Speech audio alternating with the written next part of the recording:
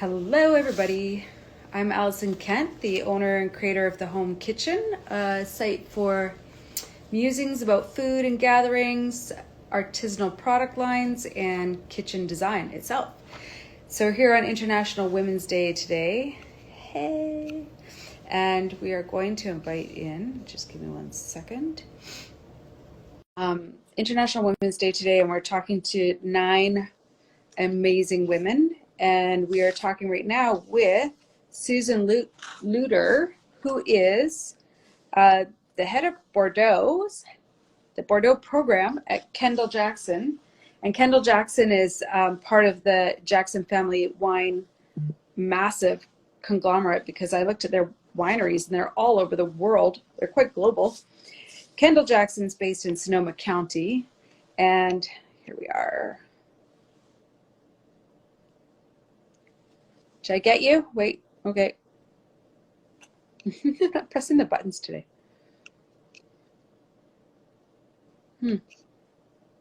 Okay. A strong female-led, we'll try it this way, group.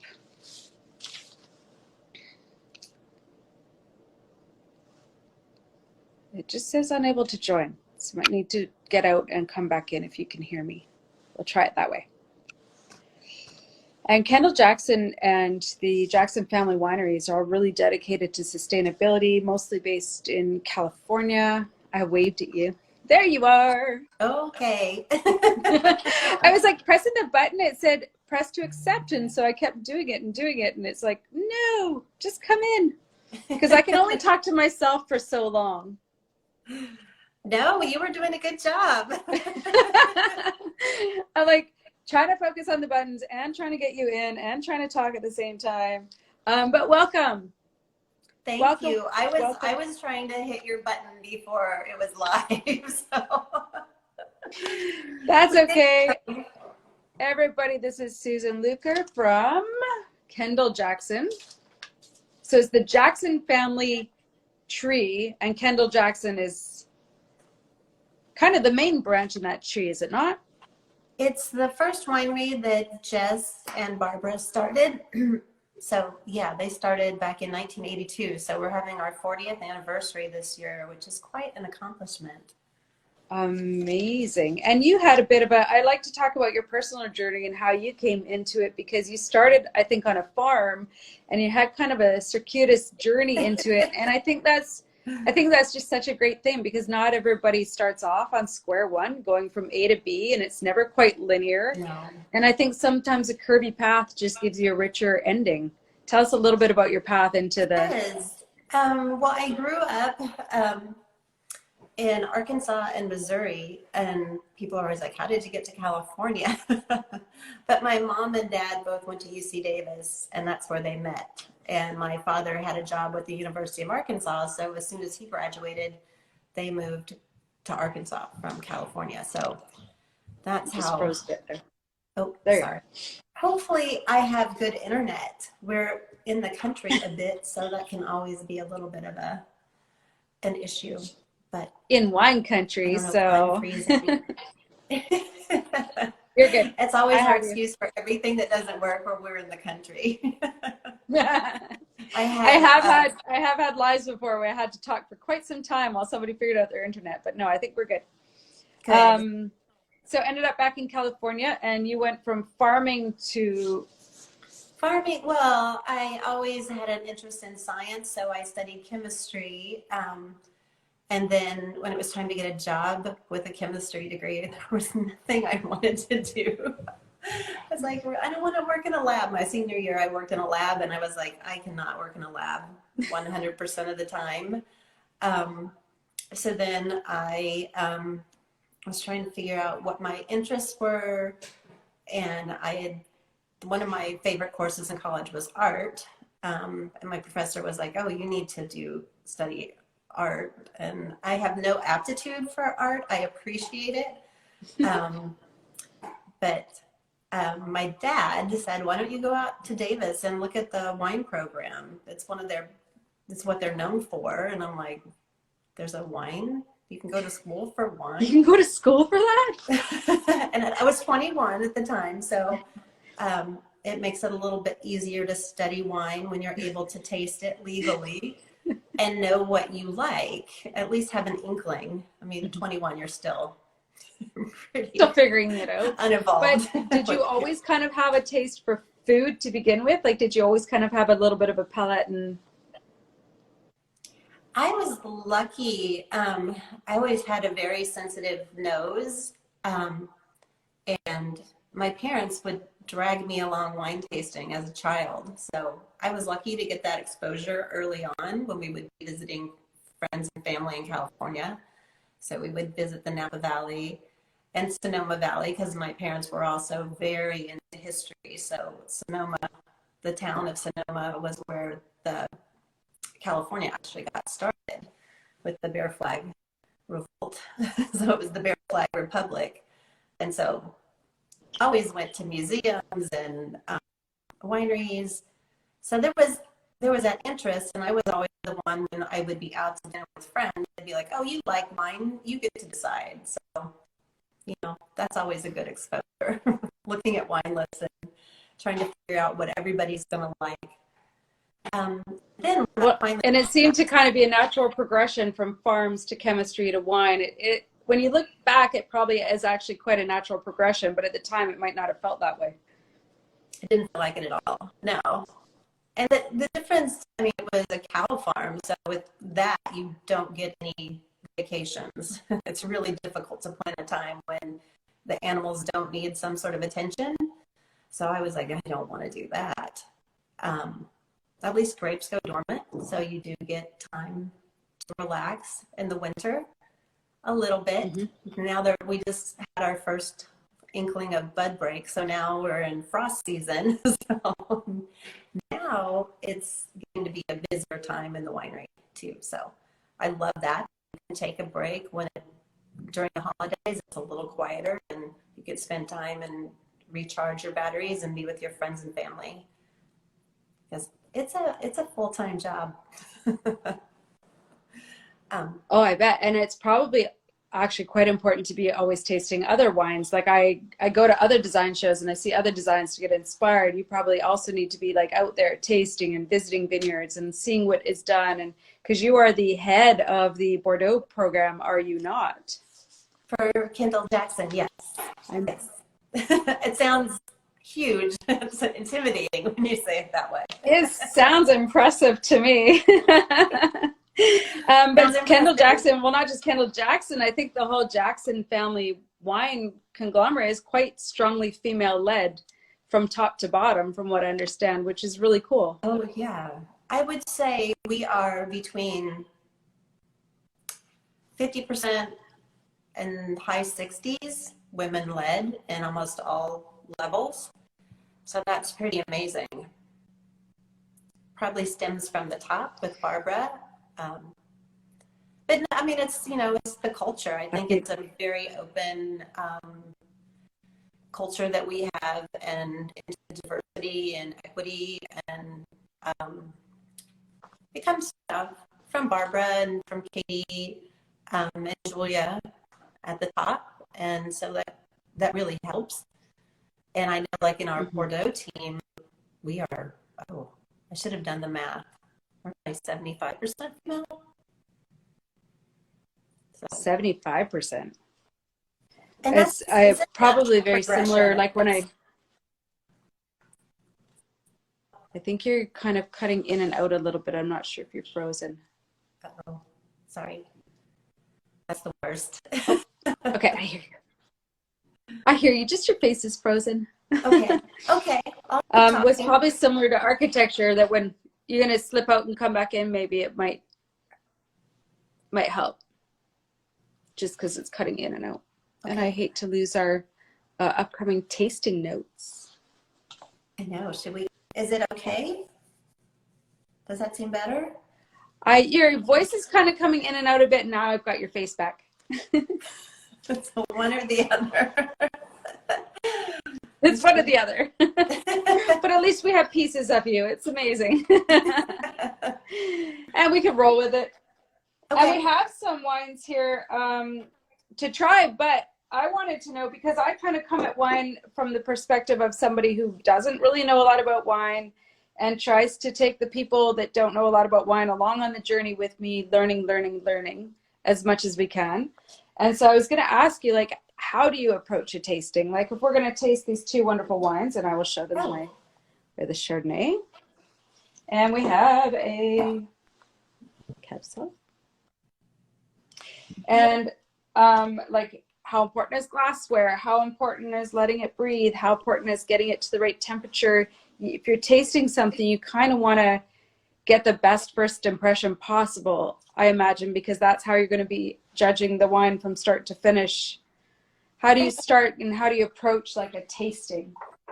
Well, I think for whites, it's nice to have them lightly chilled. We say cellar temperature, which is 160 degrees, so maybe slightly above cellar temperature. Mine's not perfect, but it will do. And you know, with me, I am not picky about glassware in my house. When we're tasting at the winery professionally, we want to have a nice thin lipped glass. These are a real glass that's pretty good, red or white. I don't know if you can see it very well. I don't know how to make glass show. I usually drink my wine French style out of like the bistro cup. We call them jelly jars at home, and it's always funny when people come over in the wine industry, they're shocked that I drink out of those, and unless it's a very special bottle of wine, that's what we drink out of our bistro glasses. We do have proper glassware. And I think, well, but if it's just me at home. Yeah, I'm 100%. And I think that's good, right? Because it's about your personal enjoyment. So if you want to have your jelly jar, your bistro glass, that's what you should do. I know my glass. So typically you would have a very clean glass. I'm just noticing my glassware is not as clean as I would like. So when you're tasting, the first thing you want to look at is it visually pleasing? So you look for color and clarity. This is a 2020 Chardonnay, so it's crystal clear, and that's perfect. And it's lightly golden. Oh, that looks gorgeous in glass. And then, of course, the swirl is always important, and that just helps awaken the aromas. Because right out of the bottle, it's going to still release. Yeah. And it's, you know what, in your jelly jar, it's not important. But once you have some stemware, it's really nice. Well, this started out quite practical because I would sip some wine while I'm cooking, and I'm cooking for like an hour and a half, and I'm flying around the kitchen. Well, this is going to fall. But this is pretty practical when you're cooking and just sipping a little bit of wine. So that's how that all started. And maybe that's the evolution in my house, because my husband is a chef and he wants to have a glass of something when he's cooking. And it's my job to decide. To decide what he's going to be cooking with today? I don't decide what he cooks, but I decide what wine he gets to drink. And do you usually start with the food or start with the wine when you're planning dinner? Yeah, you know, I do that even in the menu. Like, I look for the bottle of wine I want, and then I'll decide what food I want to have go with that wine. So it's a little backwards for most people. I think they decide what they want to eat, and then I'll decide what goes with it. But wine comes first at home. Well, it's probably different if you're cooking at home, because if you pick the wine first, you can choose what you're going to cook, versus at a restaurant, you're limited to those menu items, and you just assume that a sommelier at some point has made sure that there's always wines to go with every food item. Yeah. We're lucky too. Like, I think the wine. So, and you know, you make your own rules too, right? You don't have to necessarily have what wine fish, red wine with a steak. You can mix it up. I used to always have a glass of bubbles with a hamburger, and I get comments from people like a glass of bubbles with a hamburger, and people would say, "What are you doing? That doesn't go together." Like, it tastes good to me. And of course, French and sparkling wine is a classic pair, at least for me. So Chardonnay, I think, is typically, there's an oak and unoak conversation with Chardonnay, and this says it's 6 months oak. Yes, so we definitely have oak on this. We like to barrel ferment. So even though we make a large volume of Chardonnay, we still do artisan techniques. So that's really very unusual, and I think it's one of the ways that Kendall Jackson maintains its quality and its reputation, especially with Chardonnay. So also we keep all the lots separate. So that's really good. It's for 11 a.m. And this is the award-winning Chardonnay, is it? Well, this is yes. It's it gets 90 and above scores consistently. It's America's #1 selling Chardonnay. Number one. 27 years. So it's quite an honor to have, and almost a little daunting. I have to maintain that's not so much to live up to. You're fine. No, 27 years at #1. Okay, I think I've been told by my real wine friends that this is the red glass. It's like 10 feet tall. A little larger. And we also have Cabernet. a larger bowl because it's meant to stay warm in your hand. And well, and it also gives it more air, so it gives it the ability to release more aromas, and it's less focused on top. So I think the main thought behind it is that there's more to release. There's more things going on in a red wine than a white wine. I don't know if that's 100%. More complexity. Yeah. You know, there's people, it's funny to me that there's people that drink red or only drink white, because you're missing out. I got really excited about the tasting notes in this one because as soon as you mentioned blackberry or cassis, I am on board. I'm already excited. I mean, you could kind of later in the day, Cabernet at night. Yeah. So same with the Cabernet, you know, we keep all of our lots separate so that we can blend. Everything is aged in oak, a very small percentage, like bright. It's blended with all 5 Bordeaux titles, so primarily Cabernet, 80% Cabernet, 5% Cab Franc. And I don't know if you can smell that and get some of, to me, Cabernet Franc is violets, perfume, potpourri. Obviously, Cabernet is big berries, blackberry, cassis is the primary fruit characteristic for me for Cabernet. And then you get the subtleties of the herbs from the vineyards. Whatever's growing between the vineyard rows, I call chaparral, and that just adds like an interesting layer to the fruit. Cabernet Franc. Then there's Merlot, which gives it a lush mid palate, bright red fruit on the Merlot. Lush is the right word. I'm tasting lush. Yeah. Well, and we also, these are wines that we want you to buy and drink. These at this level, it's not something that you're going to really collect and save. It'll age for 5 to 10 years, but I think it's going to be better when it's first released. And I feel like both of these would be appropriate as a sipping wine or as a meal wine. Both. Mm-hmm. They can easily stand by themselves while you're sipping. And excuse me, while I'm cooking, I'm still snacking, but I'm basically just sipping. And then it would still carry through right through to your meal. Yeah. I mean, this is the first wine I've had today, so the tannins are a little big for my first wine. What at 11 a.m.? This is just your first wine today? It's not even noon yet. It's funny though, like when you're bottling, you're there at 6 a.m. tasting the tanks and making sure everything's perfect and double checking your numbers. And so people laugh at you because you're tasting. I just swallowed that, but typically at work I'm spitting.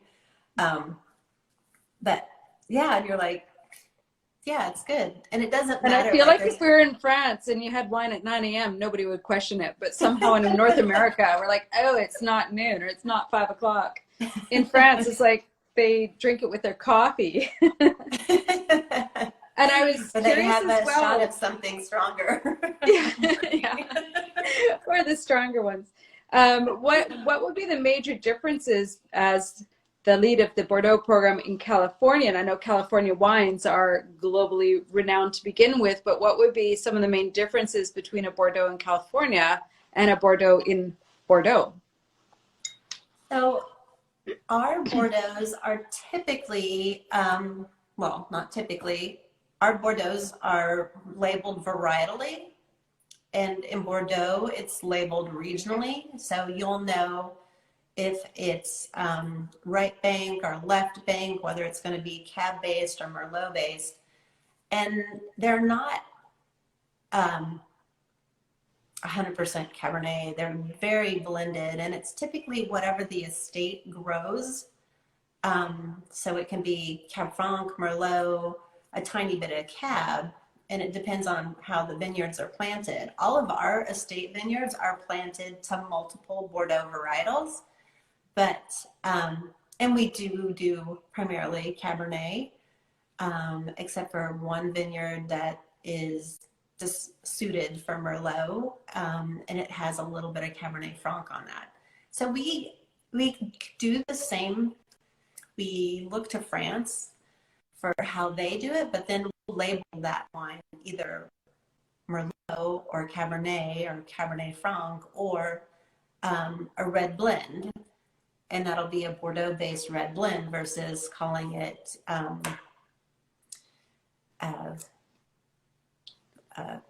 no, my brain just lost every region in France, like something from the And top. this particular one says it's then you'll know 85% Cabernet.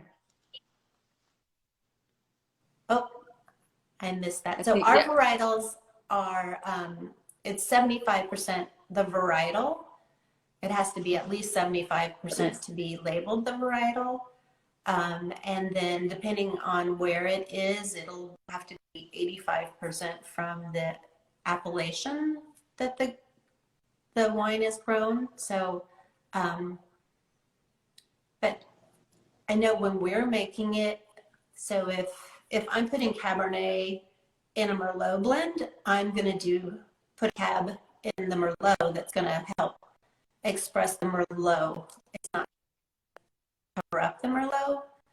So I think most people to bring it forward and yeah, give it a bit more structure, but it'll pop the fruit. And also, I mean, I want fruit to pop in the Cabernet, so the Merlots will have a bit more structure that goes to the Cabernet.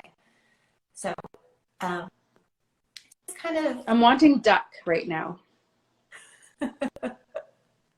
Duck with a raspberry sauce. I make one with chocolate sprinkled on top of the raspberry sauce. That's what I'm craving right now with this. Oh, that's beautiful.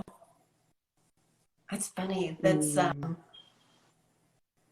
it's interesting. Like, and you smell some things, it makes you have an automatic connection with, and you cook. So if you smell the Chardonnay or you smell the Cabernet, you're going to oh, this would be great with this, and there's certain notes that just bring that out. And that's what I love about sensory is the smells are so connected to memory or so connected to emotions, really. So you can, like, sometimes they'll be like Christmas candy, there'll be an aroma in the wine that reminds you of your grandmother and gives you this very warm feeling. And I think, that's why something that resonates. Like there's something in it that resonates, then you're going to be attracted to that wine and you're going to be craving it. I'm wanting bone marrow now. Oh. Now we're getting to the white. And that might not even be an appropriate pairing. It's just like when some of my favorite wine tasting is when there's snacks on the table and there's a variety of snacks as you're tasting. Because then I'll take a sip and it's like, okay, now which snack am I craving? Is it a cheese? Is it a nut? Is it a salami or whatever? And what did that wine make me want to eat next? Is that an appropriate way to taste, or is that kind of a backwards way to taste? No, that's a sign of a good wine. A good wine will make you hungry. You know, and sometimes like a really acidic, bright wine will make you like thirsty. You're like, oh my gosh, like I don't know if I'm hungry or I'm thirsty. And I think that's another thing that's really exciting when you're tasting wine, that you're like, oh, I want more. And that's the other thing. We really want you to want another sip. Like we want you to go back. And then we talked about sipping the wine, but you're making that last one sound like I just want to like chug it down, because you made that sound delicious, whatever that wine was. But yes, you always talk about wine like sipping, whereas cocktails and beer you would drink quite differently, right? You kind of guzzle it almost, but wine is very soft and sip and taste all the flavors. Yeah, well, I mean, there's times, right? There are times when you just want to have a little snork. But usually, I think, you know, having to uncork or unscrew, if it's a screw cap, like it slows you down a little bit, and it's more getting out your stemware or your jelly jar. Like it's a process that slows you down and also kind of makes you get excited about it. What's going to be in the glass. I love it. I like wine. I'm honestly excited about these. These are actually delicious, and I wanted to wait to taste them with you. I had not had a sip. I had just opened them so that I wouldn't have to struggle with corkscrews while we were talking. And I had not sipped them before, and I'm actually really quite excited about both of these. And I know that they're available obviously throughout the States. They're available up here in Canada. And I think one of the stores is really close to me, so that's exciting. That sells them. Yes, I have it. The where it's available. I know I have all my notes.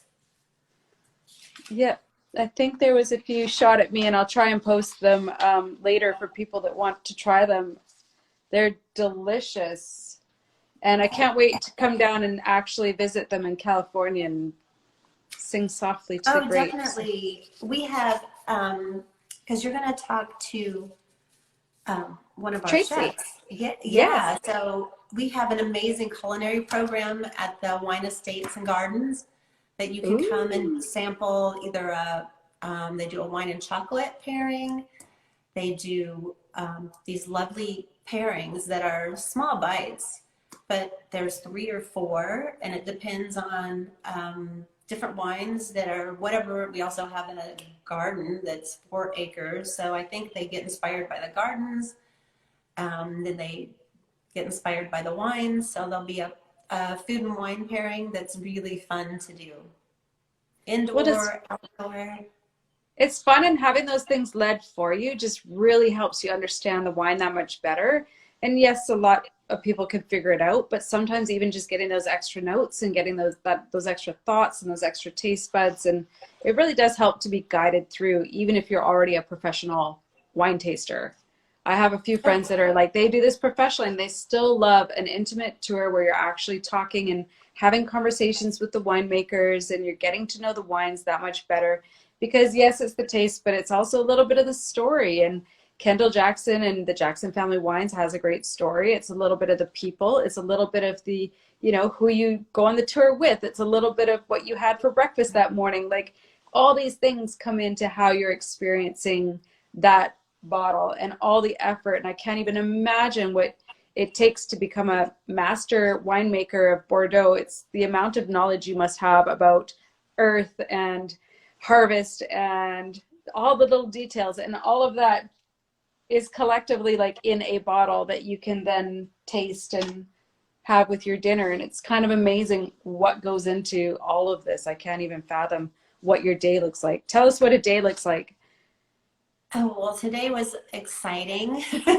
We were looking at all the different vineyard blocks and trying to determine, well, talking to the other winemakers and trying to determine if there's a block that we want to share with another program, whether it's going to go to Matanzas or Arrowwood or Stone Street, or if it's going to come to me. So that's always a little nerve-wracking, but we did that today. We went through all of our blocks and kind of talked about quality and where we would like them to go, and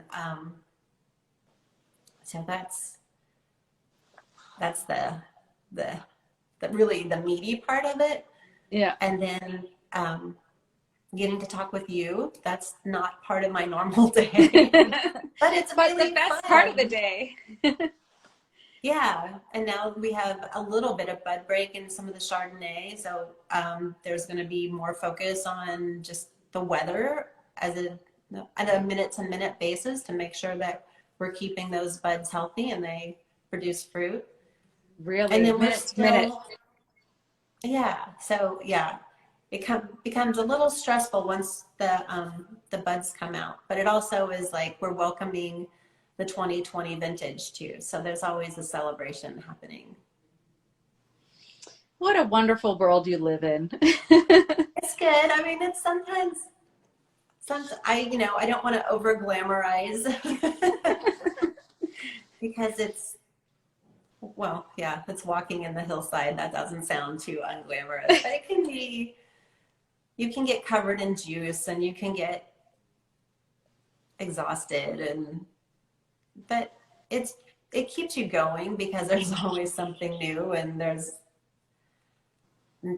tomorrow. Well, it's one of those things, like you said, it's probably always evolving. There's always something new to learn. There's always a different way to look at how the weather treated the vines. There's always a different way to maybe, how do we prune maybe differently, or how do we do this differently? And there's always evolution in the industry, as much as you still take from like the old French oak barrel kind of historic value to wine. There's also always the technology kind of pushing you forward and bringing you into new things. And I think that one of the beauty, I would say, of having like such a strong female-led team with the Jackson wineries is that women just are, I think, solution looking humans. Like we're just always looking for problems and solutions to those problems. And that's just something we just do. It's just natural in us. And so that lent towards the complexity of winemaking.